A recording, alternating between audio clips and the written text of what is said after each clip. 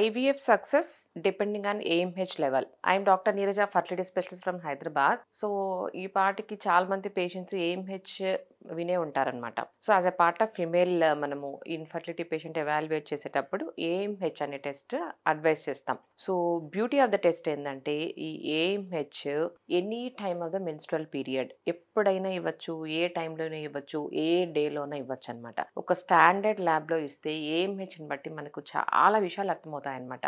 So ఇది age wise మారుతూ ఉంటుంది AMH value. So AMH is nothing but egg reserve. AMH ఎంత ఉంటే వాళ్ళకు మనకు ఐవీఎఫ్ వెళ్ళినప్పుడు ఎగ్స్ అన్నీ వచ్చే అవకాశాలు ఉంటాయి. ఎన్ని ఎగ్స్ వస్తే అన్ని ఎంబ్రియో ఫార్మేషన్ ఉంటుంది. ఎన్ని ఎంబ్రియోస్ ఉంటే అన్ని అటెంప్ట్స్ మనము ట్రై చేసుకోవచ్చు. సో ఒక్కొక్కటి directly proportional. So AMH age అయ్యే కొద్దికి తగ్గిపోతూ ఉంటుంది. సో దాని అర్థం ఏంటి? ఎగ్ రిజర్వ్ తగ్గిపోతూ ఉంటుంది. So number of embryo formation తగ్గిపోతూ ఉంటుంది. సో వీళ్ళకు అటెంప్ట్స్ కూడా తగ్గిపోతూ ఉంటాయి అన్నమాట.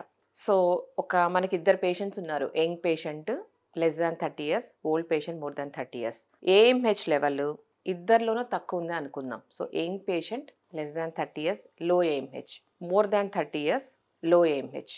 మనకు ఈ ఓల్డ్ పేషెంట్తో పోలిస్తే యంగ్ పేషెంట్లో ఐవీఎఫ్ సక్సెస్ ఎక్కువ ఉంటుంది. ఎందుకంటే అన్ని ఫ్యాక్టర్స్ కంటే age, AMH very good predictors of IVF success అనమాట.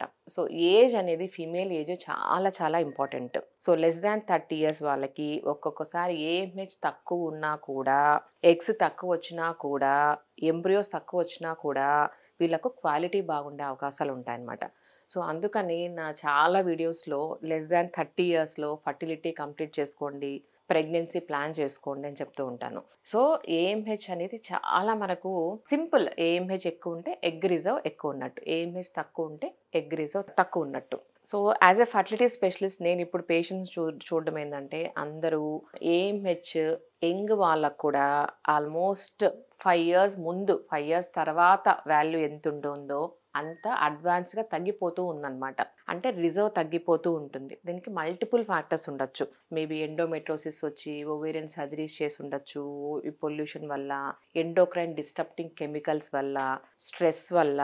సో మల్టిపుల్ ఫ్యాక్టర్స్, మనం ఏది కరెక్ట్గా అని చెప్పలేమన్నమాట. సో ఈ ఫ్యాక్టర్స్ వల్ల అంతా ఏఎంహెచ్ ఉన్న ఏజ్ కంటే తక్కువ వాల్యూ చూస్తూ ఉన్నాం అనమాట. సో అందువల్ల ఫర్టిలిటీ అనేది లెస్ దాన్ 30 yearsలో కంప్లీట్ చేసేసుకోవాలి. Early marriage and early pregnancy is best option అనమాట.